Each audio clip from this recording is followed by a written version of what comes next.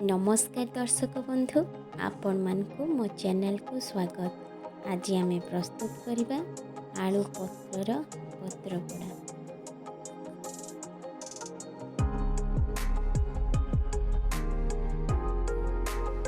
से आम बाड़ी आलू पत्र को तोड़ी नहीं आसचु। भल भाव धोई नवा। धोई नहीं तार गोटे पेस्ट प्रस्तुत करवा।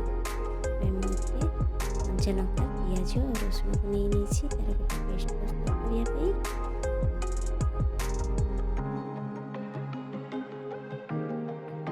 कदली पत्र को भल भाव सेकी नहीं।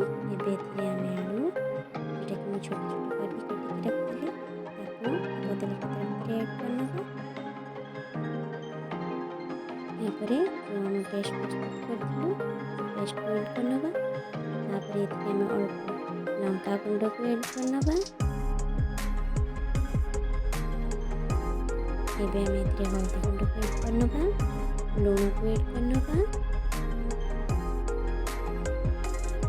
सोरिष पेस्ट को आगर प्रस्तुत करके रखी। एवं भी से एड करनी। सोरिष तेल को एड करवा। जीरा गुंड को एड करना। भल भाव मिक्स करना।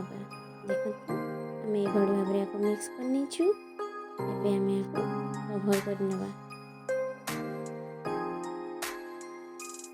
देखते कदली पत्र को आम ये भाव फोल्ड करना।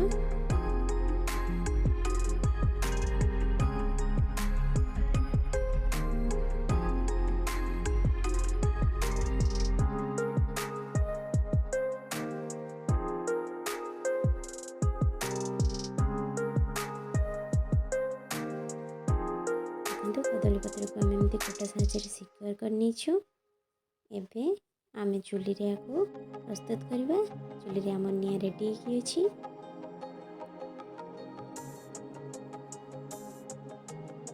आम एमती 20 मिनिट छाड़ीदे। 20 मिनिट पर आम संपूर्ण भाव प्रस्तुत हो।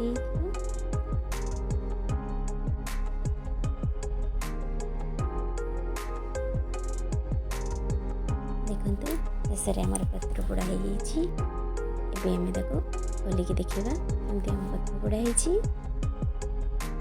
भाव में आम पत्र पोड़ा प्रस्तुत होती। जदि आपन को मो आलू पत्र पत्र पोड़ा पसंद आसो तेज आप मो चैनल को लाइक सब्सक्राइब और शेयर करने को भूलें। Thank you.